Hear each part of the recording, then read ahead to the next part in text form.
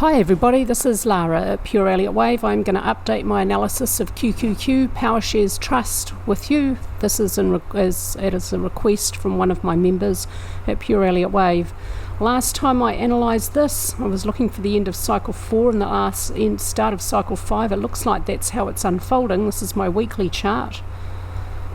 So it looks like cycle 4 was over down here and cycle 5 may have begun. So I'm going to have a look at this structure on the daily chart. I'm going to look at the strength or lack thereof of upward movement off this low. Let's look at the Elliott wave count first. So I had targets 214 and 195, and where did it end up?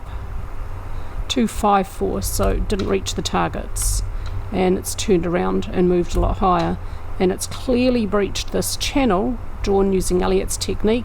Really typical price behaviour around this channel too. Before I go any further, I just want to remind you we're starting a new analysis, Gold 5 times a week by Jack Frost, with me in support. I'm still looking over the Elliott wave counts with him and supporting him with classic technical analysis. We'll be providing this analysis 5 times a week, Monday to Friday, with a video on Friday, and when we launch this as a new analysis service, for the first 48 hours only, we'll offer a grandfather rate. That rate will never be repeated again, so don't miss out on getting that grandfather rate.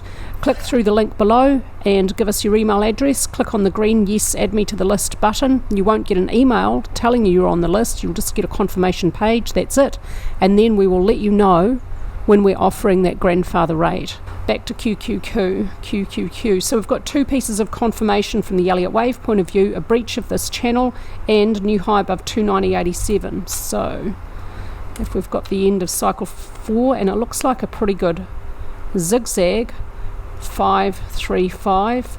Okay, further confidence could have if the larger channel around the whole bear market of cycle 4 was breached, and yes, it has been. If I extend this trend line out, yep, oh, perfect price behaviour around that too. So when you see price behave like this around channels, it gives you a pretty strong clue that that channel breach is significant. So price finds resistance, pulls back, breaks through, pulls back from the other side of the trend line to find support, moves up and away, does exactly the same thing around this channel, finds resistance, little pullback, breakthrough, back test of support, 1, 2, 3 back tests of support, and now moving up and away. So let's start to get some labels in here within cycle wave 5. Let's have a quick look at the bigger picture, actually, the weekly chart. What have I got here? Okay, so I'm starting my wave count down here in, is it November 2002 at $19.76, and I'm seeing 1, 2, 3, 4, and now in a final 5th wave. So let's calculate a target using equality with, no, that won't work. If it's equality with the first, it'll be truncated, so let's use 0.618, the length of 3. Here's my weekly chart completed. I've got my target, I've got my invalidation point. On the daily chart, I'm going to start to look at this structure. I'm going to label this first move up here a complete impulse for primary 1, intermediate 1, intermediate 2 expanded flat, 3, intermediate 4 a flat correction as well, has not moved into wave 1 price territory. It does overlap the price territory of wave 2, but the rule is clear, 4 may not overlap wave 1 price territory. A deep correction for intermediate for primary 2, so I'll label those over, and I think the proportion here says that this should probably be labelled intermediate 2, and it looks probably like a double. Yeah, I think that'll be okay. So is intermediate 3 over? What's the Fibonacci relationship here? Oh, it is longer than 1. Oh, it's really close to 1.618, the length of 1. It's just 0.3689 longer than 1.618, the length of 1. So I think 3 is probably over there, probably subdivides nicely as an impulse. Yep, I'd leave that labelling there. I think I can see a 3rd wave in the middle here. Nope, I'd put that up here. Okay, that looks pretty good. Let's put a channel around this. Elliott's first technique from 1 to 3, and a copy on 2. Price is still contained within that channel. My only question is intermediate 4 over. It'll probably be better if it continues further. B is a 94% correction of A, so intermediate 4 could be a regular flat correction. For this wave count, I'll expect intermediate 4 to continue further, maybe down to the 0.236 Fibonacci ratio to find support there about 350, but it may not move into wave 1 price territory below 313.68. Beautiful Fibonacci ratio between intermediate waves 1 and 3 here. Adds a bit of support to this Elliott wave count. The structure all fits really well indeed. So that's my conclusion for QQQ Elliott wave. Let's take a look at some technicals real quick. On the weekly chart, we see quite a strong week this week, pushing price up off lows. Not immediately off the low though. The strongest week here was this downward week in terms of volume, and then the first two upward weeks off the low showed weak and declining volume, and particularly up here, weak and declining volume. But we're now starting to see volume increase as price moves higher, particularly on this week here. And now overall volume increasing with essentially flat volume and a decline toward this last high here. On balance volume has no breakout. We could draw a resistance line here and a support line here and wait for a breakout there. I won't put the lines on, but you get the idea. You wait for a breakout of that little range to give you a signal either way. ADX tells us there's an upward trend which is extreme but not very extreme. For the previous downward trend to the low in October, it did tell us the previous downward trend did reach very extreme.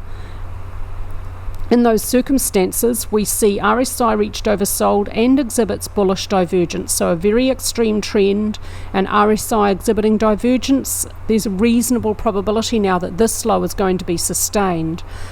Currently, RSI has reached overbought on the weekly chart. The close here, 367.93, and the close here, 369.42. So prices closed slightly higher, RSI is slightly lower, bearish divergence.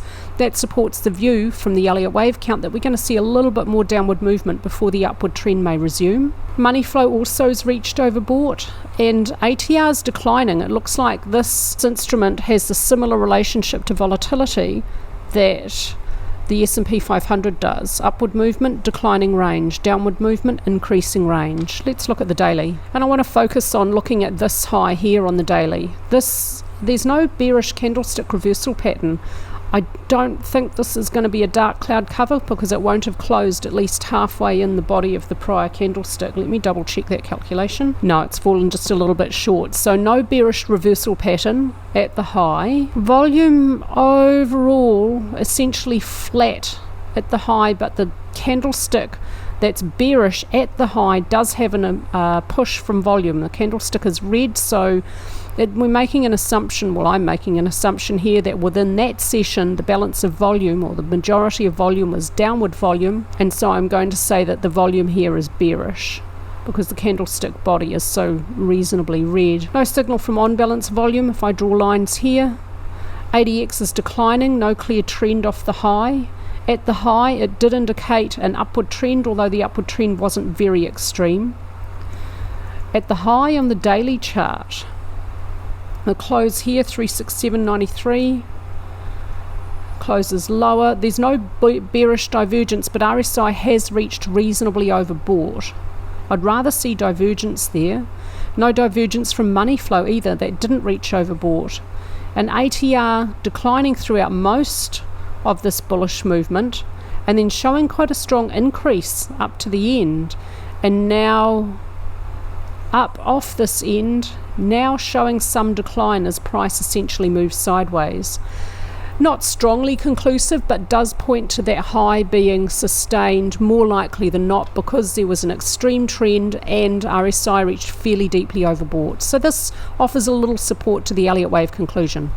That's it from me with QQQ today for you, and don't forget, if you want to get that grandfather rate for our upcoming gold analysis to be provided really soon, I think that might be coming up next week depending on how our week unfolds, click on the link below and sign up to get notified of that grandfather rate. And thank you everybody for your support.